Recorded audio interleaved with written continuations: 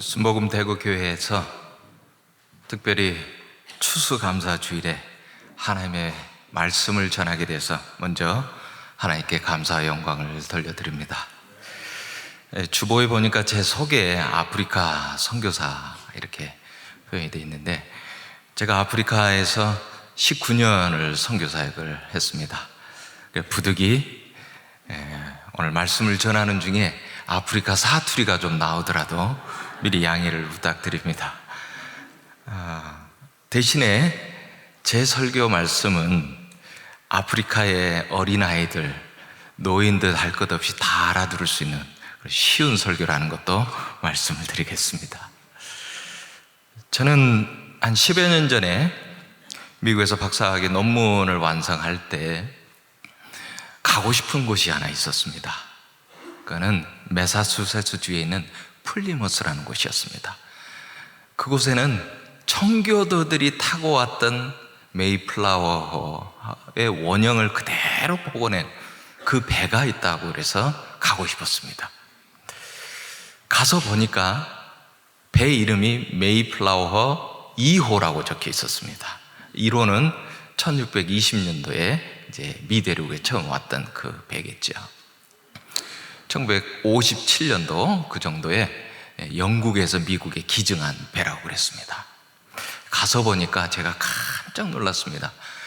102명의 청교도, 그 다음에 승무원의 한 30명을 태우고 화물도 실었지 않겠습니까? 그게 원래는 화물선이라고 그래요. 여객선이 아니었습니다. 가서 보니까 화물칸에서 102명이 장장 66일간의 항해를 하게 됐던 것이죠. 가서 보니까 컨테이너 40피트짜리 컨테이너 2개 정도 되는 거예요.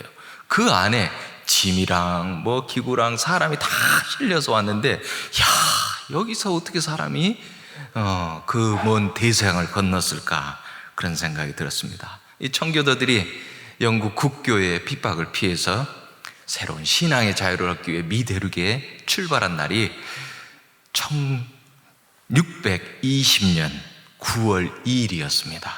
계획으로는 그 9월 달 안에 도착하는 것입니다. 보통 3주면 도착한다 그래요.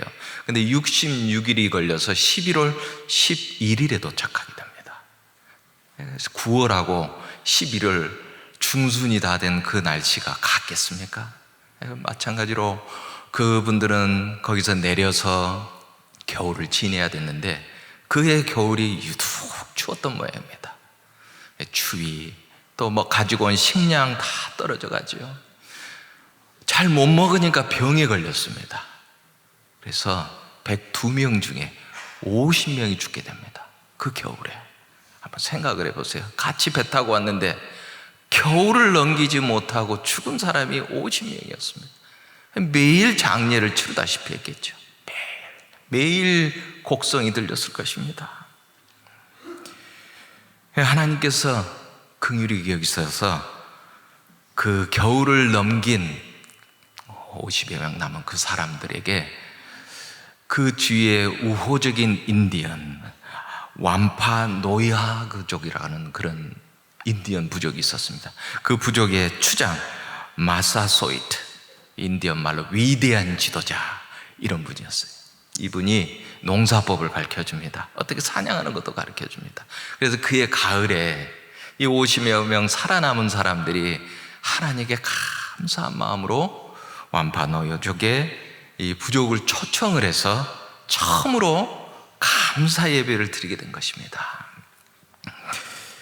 1621년 가을까지 남았던 사람들이 50여 명인데 초청을 하니까 이 인디언 부족들이 좀 염치가 없었던 것 같아요. 한 90명이 때로 몰려온 겁니다.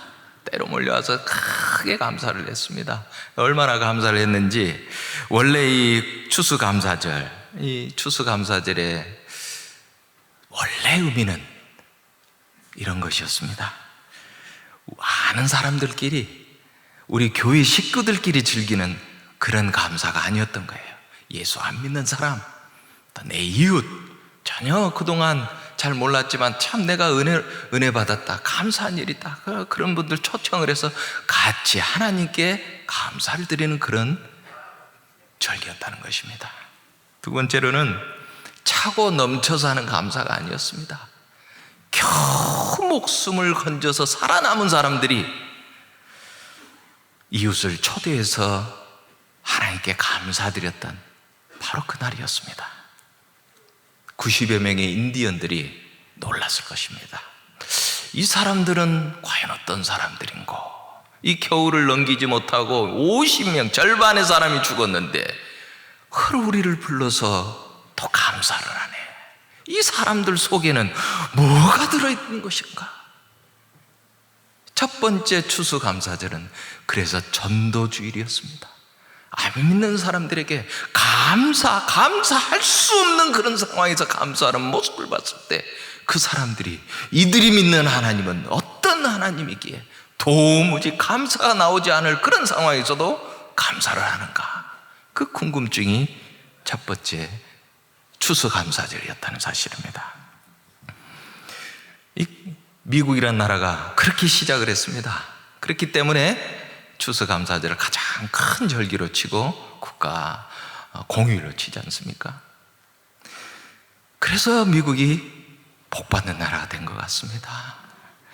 우리나라에 온 많은 선교사들도 이 청교도의 후손들이 많았습니다. 장로교회 첫 번째 목사 선교사 언더우드가 그랬습니다. 감리교회 첫 번째 선교사는 아펜젤로도 청교도의 후손이었습니다. 그들이 우리나라에 와서 가르친 게 뭐였겠습니까? 감사하는 신앙이었습니다. 감사해서 감사하는 게 아니고 아무것도 세상 사람들 눈에 봤을 때는 감사할 것이 없음에도 불구하고 하나님은 선하신 분이야. 우리가 믿는 하나님은 이 역경 중에서도 우리에게 좋은 뜻이 있는 분이셔.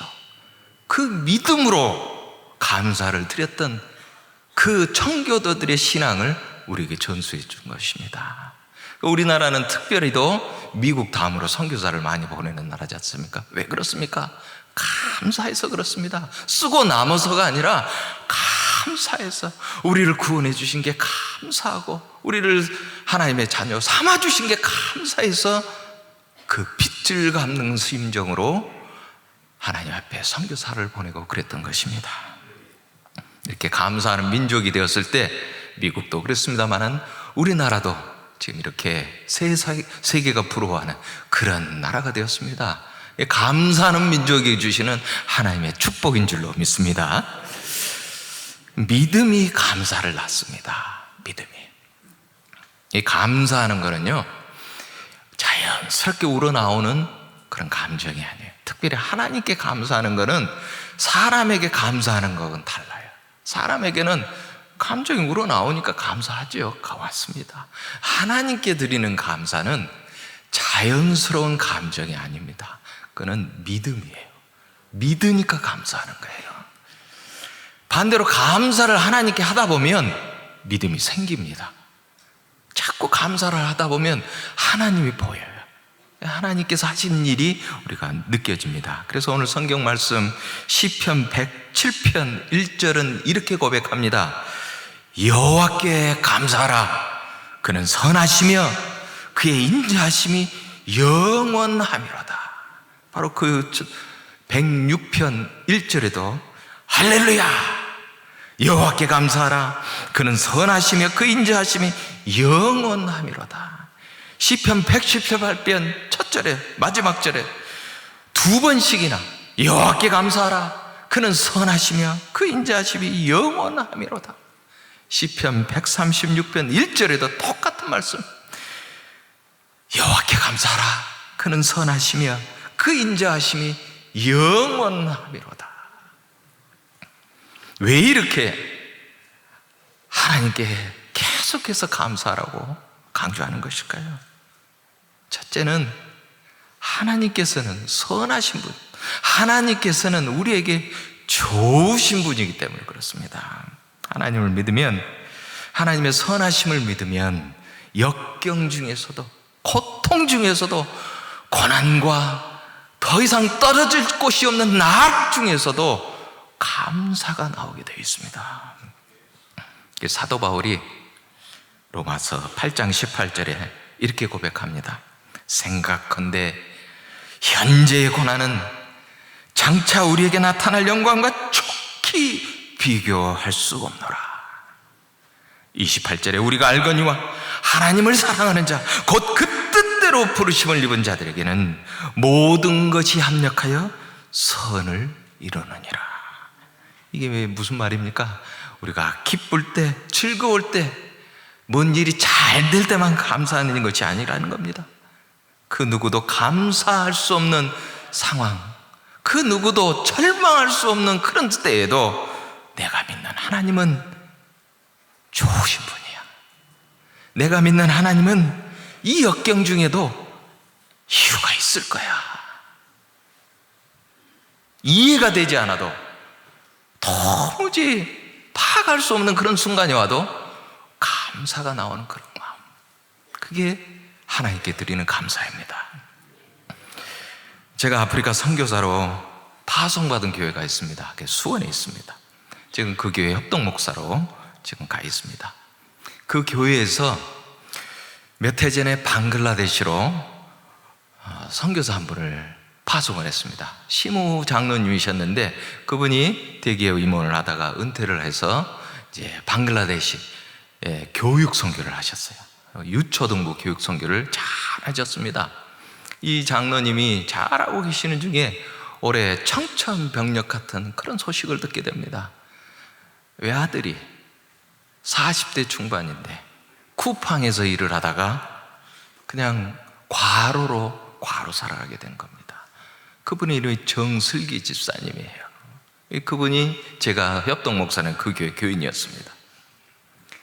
선교사님이 그 소식을 듣고 얼마나 망연자실했겠습니까? 사람이 야간에 작업하는 것이 그렇게 건강에 해롭다고 그래요.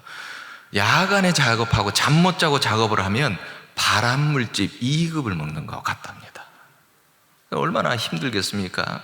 우리는 클릭 한번 딱 하고 주문하면 그 다음날 오잖아요. 도착하는데 그 일을 위해서는 수많은 사람들이 발암물질 2급짜리를 먹으면서 일을 해야 된다는 거죠. 그걸 몰랐어요.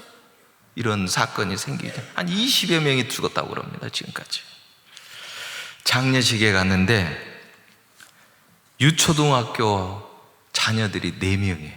그 집에 4명. 이제 헌화를 하려고 툭 갔는데 그 헌화 땅 바로 밑에 평소에 그분이 보던 성경책, 아이들의 손편지가 이렇게 쓰여져 있어요. 그 손편지에 그 눈물이 툭툭 떨어 얼룩이진 모습이 보였습니다. 아빠 그랬어요.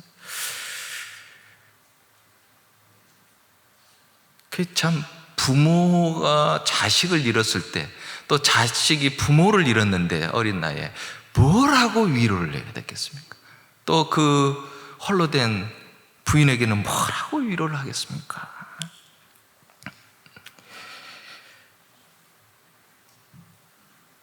그 선교사님께 가서 이렇게 얘기했습니다. 선교사님, 저도 자식을 잃어봤습니다. 자식의 입에서 산소 마스크를 떼고 땅에 묻어본 사람입니다. 그래서 사람의 말이 위로가 되지 않는다는 것을 겪어봤습니다. 오직 하나님만이 자식 잃은 부모의 마음, 어린 나이에 부모를 잃은 자식의 마음, 한창 나이에 남편을 잃은 그 여자의 마음을 위로해 주실 줄로 믿습니다. 그 선교사님이 우리에게 이렇게 얘기를 합니다. 아들을 먼저 데려가신 하나님을 도저히 이해할 수 없습니다. 하지만 지난 40여 년 동안 저에게 귀한 아들을 보내주신 하나님께 감사합니다. 장례식에 참석한 모든 사람들이 은혜를 받았습니다. 시편 105편 1절에 보니까 여호와께 감사하고 그 이름을 불러 아뢰며 그가 하는 일을 만민 중에 알게 할지어다. 저는 다시 한번 이렇게 읽어보겠습니다. 자식을 잃은 중에도, 부모를 잃은 중에도, 남편을 잃은 중에도, 극심한 역경 중에서도, 도무지 헤어나올 수 없는 절망적인 상황 중에서도 여호와께 감사하고 그 이름을 불러 아뢰며 그가 하는 일을 만민 중에 알게 할지어다. 저는 자식을 잃어보기 전에는 이 구절이 뭐를 의미하는지를 몰랐습니다. 하나님 앞에 제가 신대원 다닐 때 자식을 잃었는데 갑자기 뇌사로 죽게 되니까 참으로 마음이 절망적이었습니다. 그러나 하나님 앞에 소원을 냈습니다. 하나님, 제가 하나님께 쓰임받겠다고 주의 종으로 나섰습니다. 여기 많은 중환자실에 보호자들도 있습니다. 혹여 제가 눈물을 흘리면 이 사람들은 저 예수 믿고 주의 종 된다는 사람들도 똑같이 슬퍼하는구나. 혹여 그런 생각이 들까봐 제 눈에 눈물을 막아 주시옵소서. 장례가 끝나는 그 순간까지 눈물을 흘리지 않도록 제 눈에 눈물을 막아 주시옵소서.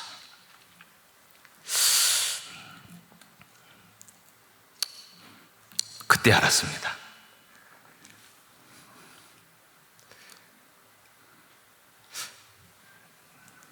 눈물을 흘리는 것보다 눈물을 참는 것이 더 힘들구나.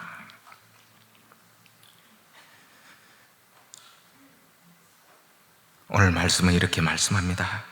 여호와께 감사하고 그의 이름을 불러 아뢰며 그가 하는 일을 만민 중에 알게 할지어다. 도무지 감사할 수 없을 때 우리가 감사하면 여호와의 이름이 만민 중에 알려진다는 사실입니다.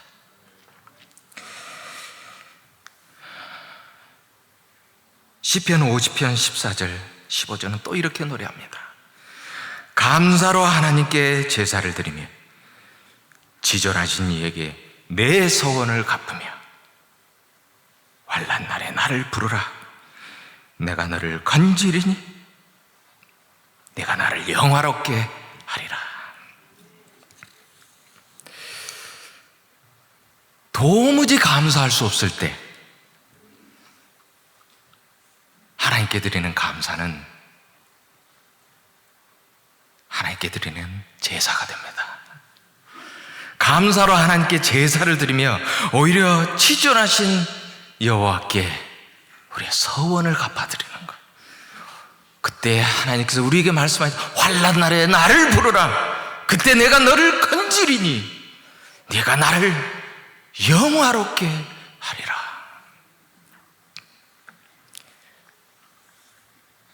제가 선교사로 가 있는 10년 차가 됐을 때였습니다.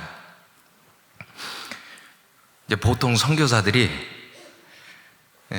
단기 선교팀이 오면 참 이렇게 아주 기운이 납니다. 저는 서부 아프리카에 있었기 때문에 동부 아프리카에 속한 케냐에서 또 8시간을 또 비행기를 또 타고 날아가야 되는 겁니다. 그러니까 뭐니까 가는데 이틀 또 오는데 이틀, 비행기만 이틀을 또 4일을 타는 게 되는 거죠. 비용도 어마어마하게 비싼 겁니다. 한 250만 원 정도 드는 거예요. 그러니까 단기 선교팀이 엄두를 못 내는 겁니다. 그래서 저는 단기 선교팀이 없었어요. 10년 차가 됐는데 어느 교회에서, 서울의 어느 교회에서 단기 선교팀 청년들을 이끌고 오겠다는 겁니다. 제가 마음이 너무 기뻤습니다. 그래서 좀 무리를 했어요. 보여주고 싶은데도 보여주고 싶고 더 말씀도 나누고 싶고. 그런데 이 청년들이 선교사님 말씀을 좀 더 해주세요. 우리에게 좀 그 말씀을 좀 들려주세요. 그래서 뭐 신이 나가지고 말씀을 전하다 보니까 이제 일주일 지난 다음에 보내놓고 보니까 제가 몸살이 나버렸습니다.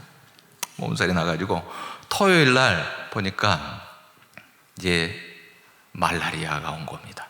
말라리아. 이게 서부 아프리카는요, 다른 지역하고는 달리 유럽 사람들이 그렇게 불렀습니다. 유럽 사람들이 서부 아프리카에 처음 갔더니 한 달 만에 죽는 거예요. 한 달 만에. 풍토병, 말라리아, 황열병 이런 것들. 그래서 선교사를 보냈더니 20대 중반에 그 팔팔한 선교사를 보냈더니 7명을 보냈는데 가나에 처음 보냈는데 1년 만에 다 죽어버린 거예요. 참 그 사람은 신기하죠. 4년 만에 다시 또 선교사를 또 보낸 겁니다.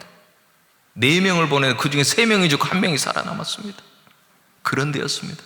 그래서 선교부는 서부 아프리카는 백인들이 선교할 수 없구나, 선교 기지를 철수할 생각까지 먹었던 그런 곳이었습니다. 그래서 백인들의 무덤, 선교사들의 무덤, 그것이 서부 아프리카였습니다. 제가 말라리아 걸린 겁니다. 이제는 그때 당시하고는 달리 말라리아 치료약이 있어서 그걸 먹으면 보름 정도면 낫습니다. 보름 동안 아무 일을 안 해야 돼요. 안 그러면 이제 약을 이겨서 더 위험해지는 거죠. 주일 아침이 됐습니다. 제 아내가 제 얼굴을 보더니 못 가게 하는 거예요. 여보, 지금 가면 큰일 나요. 보름을 쉬어야 되는데 지금 교회 가서 설교하고 그러면 어떡해요? 큰일 나요, 큰일 나요. 제가 그때는 젊은 거죠. 여보, 목사가 죽더라도 강대상에서 죽어야지, 그러면서 갔어요. 여자 말을 들어야 되는데 그날 갔습니다. 가가지고 설교를 했습니다. 설교를 끝났는데 장례가 있는 거예요. 그래서 장례식까지 다 하고 저녁 늦게 들어왔습니다. 들어와가지고 약을 또 먹었습니다. 그 다음 날이 됐는데 몸이 영 안 좋아요. 쉬어야 되는데 쉬지 않고 무리를 했으니 더 그렇죠.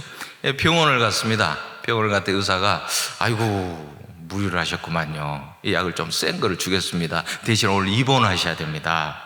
입원을 한다고 그랬는데 입원을 딱 했습니다. 근데 이제 그때서부터 이제 증상이 이제 제대로 발전을 하는 겁니다. 뭐 고열 40도가 이런 고열이 났다가 몸이 또 쭉 또 체온이 떨어졌다가 얼마나 오한이 드는지.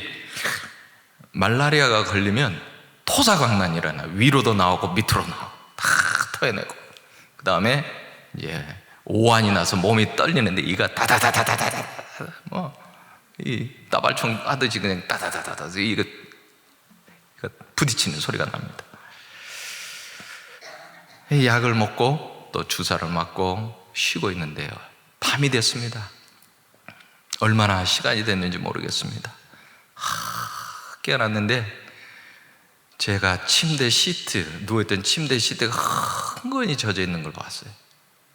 정신이 굉장히 맑았습니다. 하루 종일 정신이 없다가 정신이 굉장히 맑아졌어요.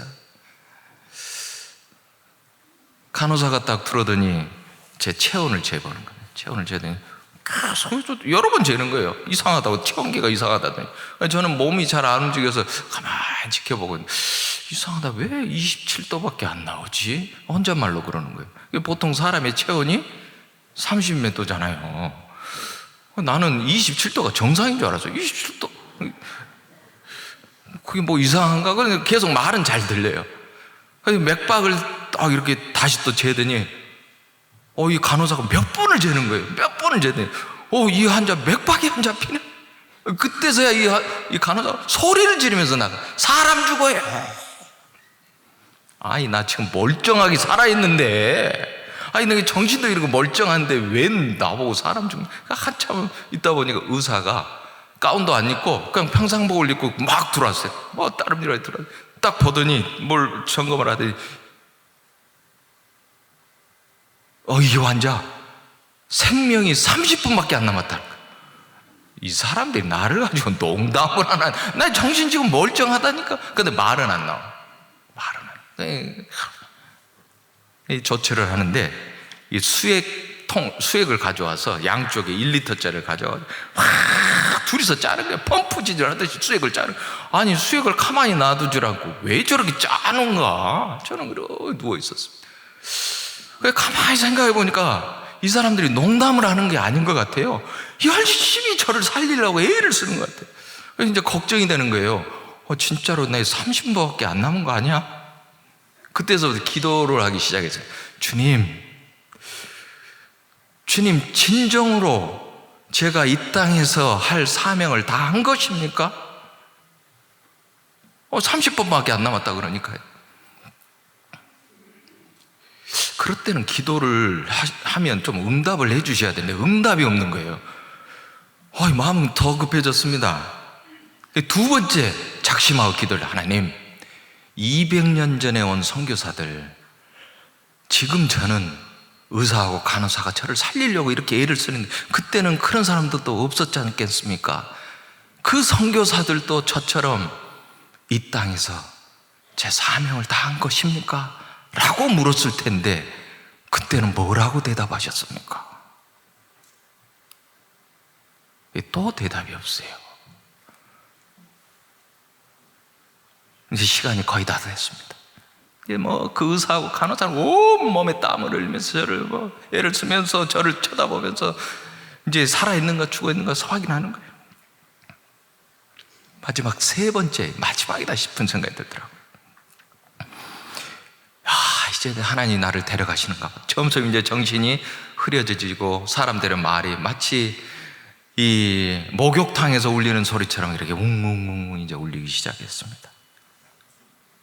그때 제 마음속에 그런 기도가 나왔습니다.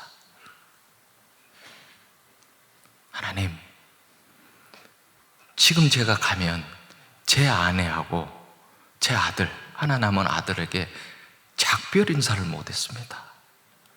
다음 날 와서 제가 주님 품에 안긴 걸 보면 얼마나 마음이 어렵겠습니까? 제가 제 아들에게 마지막 남기고 싶은 말도 있는데, 또 제 아내에게 꼭 해주고 싶은 말, 수고했다고, 이 선교사 따라와서 고생했다고 말해주고 싶은데 그걸 못해서 너무 안타깝습니다.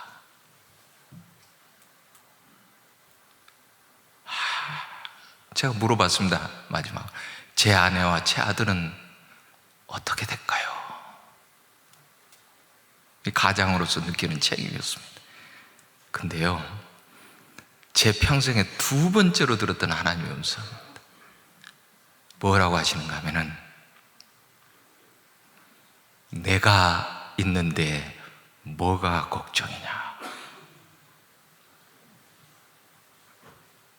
그 음성이 귀로 들리는 것도 아니고 제 영혼 전체를 울리면서 들리는데, 마치 쓰나미가 그냥 확 저를 덮치는 듯 하는데, 그게 두려움이 아니고 그걸 한번 딱 덮치니까 이루 말할 수 없는 평화가 오는 거예요. 평생에 그런 평화를 겪어본 적이 없는 거예요. 제 속으로도 그래, 천국 가면 이런 기분이겠구나. 너무 평화로운 거예요. 걱정이 다 사라져요. 주님이 함께 하신다면 제 아내와 제 아들을 주님 손에 맡겨드립니다. 감사합니다. 그리고 이 말 한마디를 했습니다. 이제 그렇게 보고 싶었던 내 딸을 보러 가는구나. 정신을 잃어버린 것 같아요.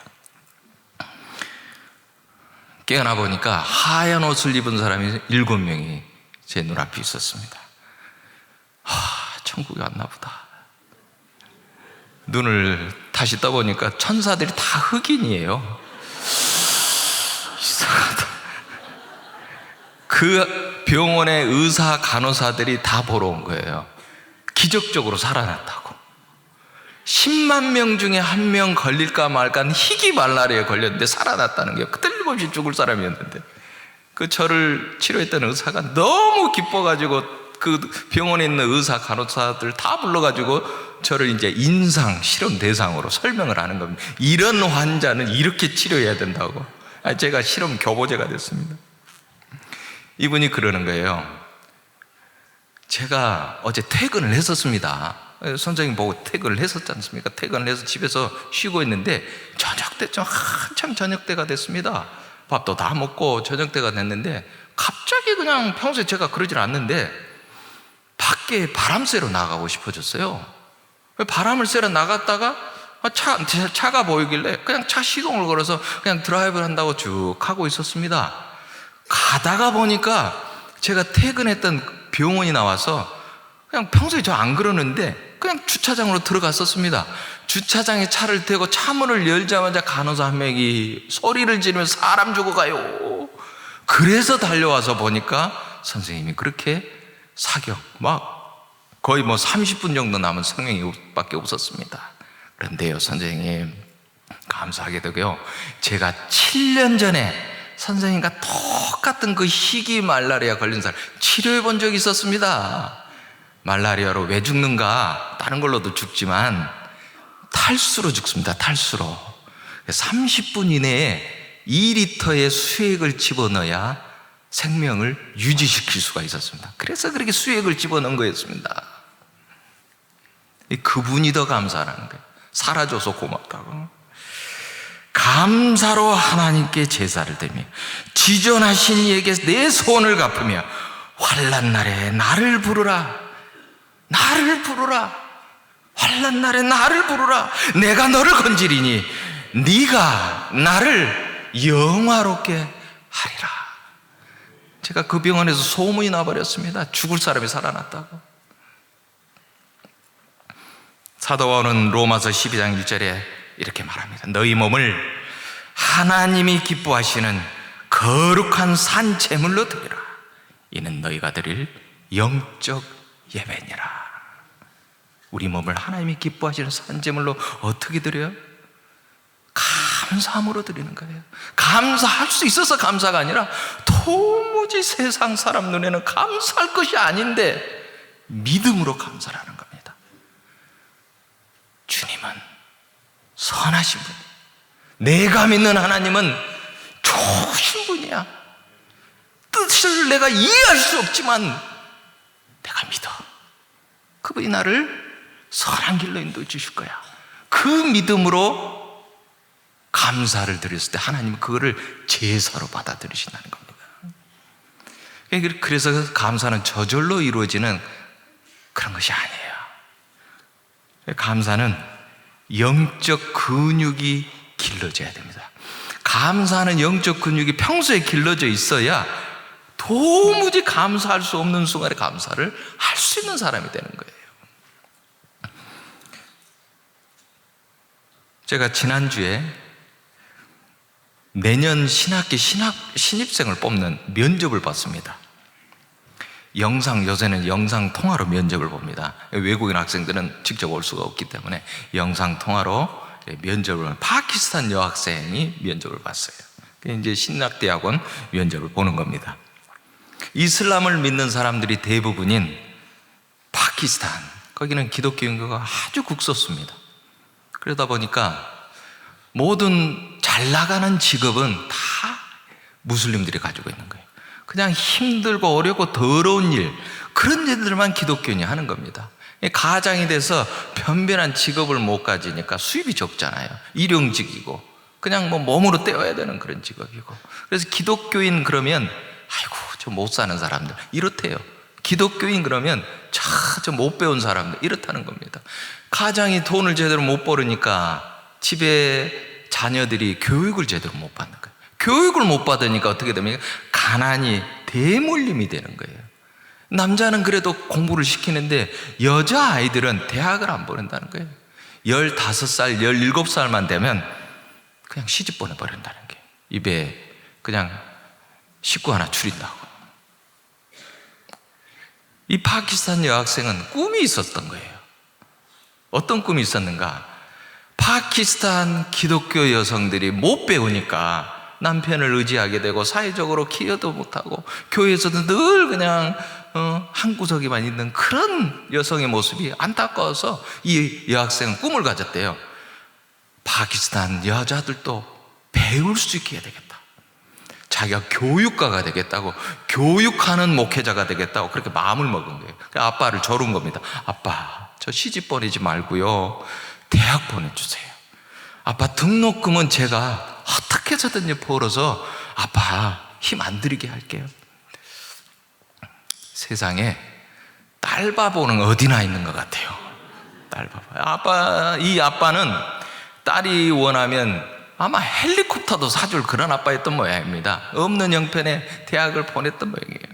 그래서 이 딸이 등록금을 마련하기 어려우니까 조금 아는 친척들 이렇게 사정을 해서 내 딸이 대학 가는데 등록금이 없어요. 그래서 친척 집에 가서 빨래도 도와주고 청소도 해주고 밥도 해주고 이렇게 해서 근근히 학교를 다녔던 모양입니다. 얼마나 대단한 여학생입니까?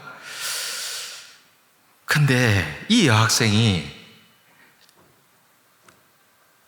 사랑에 빠졌어요. 무슬림 남학생한테 사랑에 빠져버린 겁니다. 이게 얼마나 또 열정적으로 사랑을 했든지 사랑에 빠져가지고 자기 부모도 버리고 심지어는 무슬림으로 이제 개종을 하려고 아예 그 남자한테 따라가 버린 거예요. 참, 이 학생이 계획한 대로만 되면 좋았겠는데 이 남자가 이 여자를 버린 거예요. 다른 무슬림 여자한테 가버린 겁니다. 이 여자는 어떻게 됐겠냐, 이 학생은 얼마나 당신 이 남자 좋아서 자기 집도 버리고 자기 신앙도 버리고 따라갔는데 이제 자기가 버림을 당한 겁니다. 심한 절망감에 우울증이 온 겁니다. 너무 우울증이 심해서 약을 먹었는데도 약이 안 듣는 거예요. 어느 날은 결심을 했습니다. 내가 이런 생을 살아야 뭘 하겠나.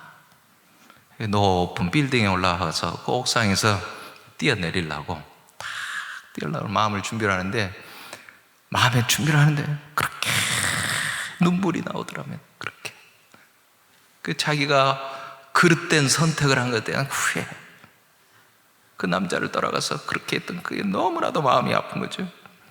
뛰어내리려고 막 난간에 다리를 딱 대는 순간에 평생에 한 번도 듣지 못했지만 그게 누구인지 분명히 알 수 있는 음성이 자기한테 다가오더래요.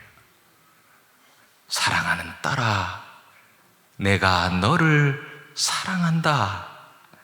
어찌하여 네 귀한 목숨을 버리려느냐. 그 음성을 듣자마자 누구인지 금방 알아듣겠대. 주님, 저는 무슬림 남자를 좋아해서 부모도 버렸어요. 주님에 대한 믿음도 버렸어요. 제가 무슨 낯으로 이 세상을 살겠어요. 그래서 생을 마감하기 위해서 옥상에서 뛰어내리려고 지금 막 마음을 먹고 있었어요. 또 음성이 들리더랍니다. 그래도 나는 너를 사랑한다. 그래도 나는 너를 사랑한다.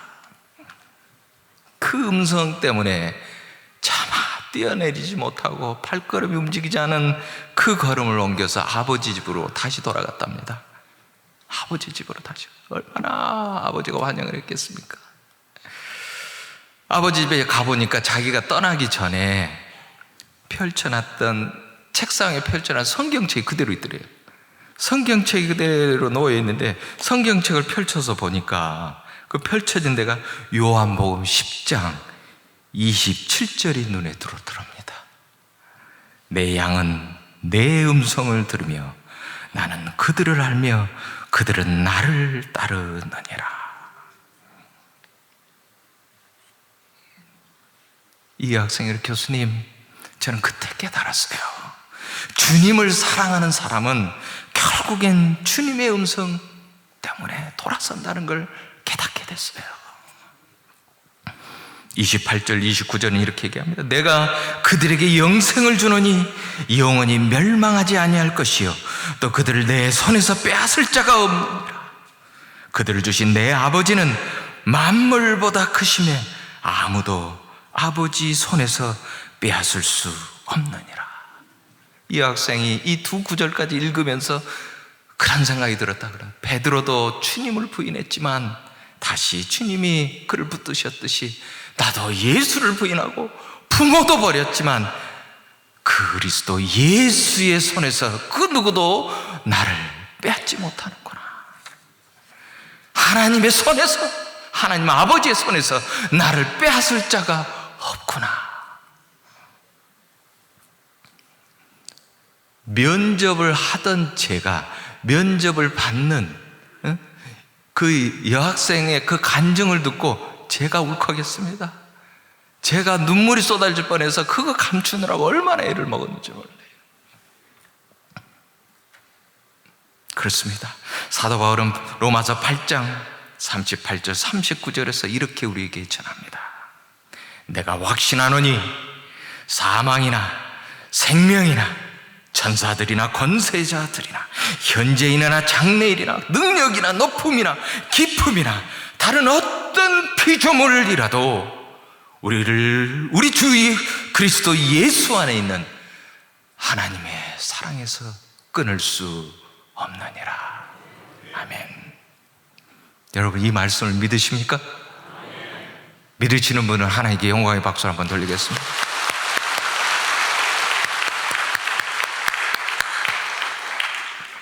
시편 107편 1절, 여호와께 감사하라. 그는 선하시며 그 인자하심이 영원하미로다. 우리 한번 따라해 볼까? 그 인자하심이 영원하미로라. 여호와께 감사하라. 그는 선하시며 그 인자하심이 영원하미로라.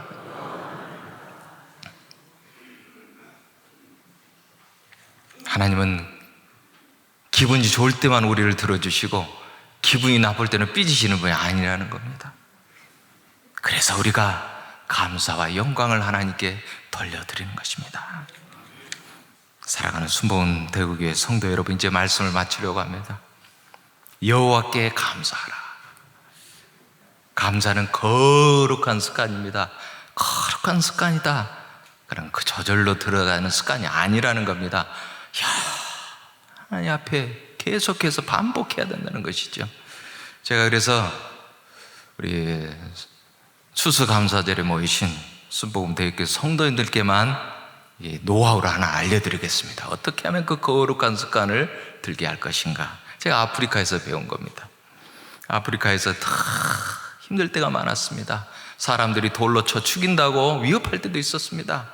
제 아들이 학교를 가는데 학교를 못 가게 협박하고 달려드는 그런 사람도 있었습니다. 밤새 전화로 저희를 쫓아낸다고 그렇게 위협하던 사람들도 있었습니다. 생명의 위험도 수도 없이 겪었습니다. 그때마다 하나님 앞에 손으로 섰습니다. 하나님 감사합니다. 증거를 삼으려고. 하나님 감사합니다. 처음에는 하나 둘, 매일 하나 둘 이렇게 하다가 나중에 되니까 10개가 됐습니다. 10여 년, 20년이 되도록 계속해서 하나님 감사합니다. 하나님 오늘 또 새 생명을 주셔서 감사합니다. 하나님 오늘 또 대구까지 하나님께서 붙들어 주셔서 잘 와서 감사합니다. 오늘 또 귀한 말씀 전할 수 있는 기회 주셔서 감사합니다. 이렇게 쭉 적어갑니다. 나중에 돌이켜보면 그 감사가, 믿음으로 드렸던 감사가 실제로 실행이 되는 걸 늘 느꼈습니다. 감사는 저에게 일기요 하나님을 본 증거가 되었습니다. 그러다 보니까 어떤 일이 발생합니까? 감사 외에 다른 악한 것이 들어오지를 못하는 거예요. 내가 면역이 되는 것을 그때 알았습니다. 감사를 10개 하면서 써놓고 기도를 하니까 어려울 때 많지요. 슬플 때 많지요. 안 되는 일 많지요. 짜증날 때도 있지요. 그럴 때마다 이렇게 하나님 감사합니다. 하나님 선하신 분임을 믿습니다. 하나님 저에게 인자하신 분임을 믿습니다. 그랬더니 제 삶을 변화시켜 주시는 걸 느꼈습니다. 시편 50편 23절, 감사로 제사를 드리는 자가 나를 영화롭게 하나니 그 행위를 옳게 하는 자에게 내가 하나님의 구원을 보이리라. 이 말씀이 저와 여러분 모두에게 임하시기를 주의 이름으로 축원합니다.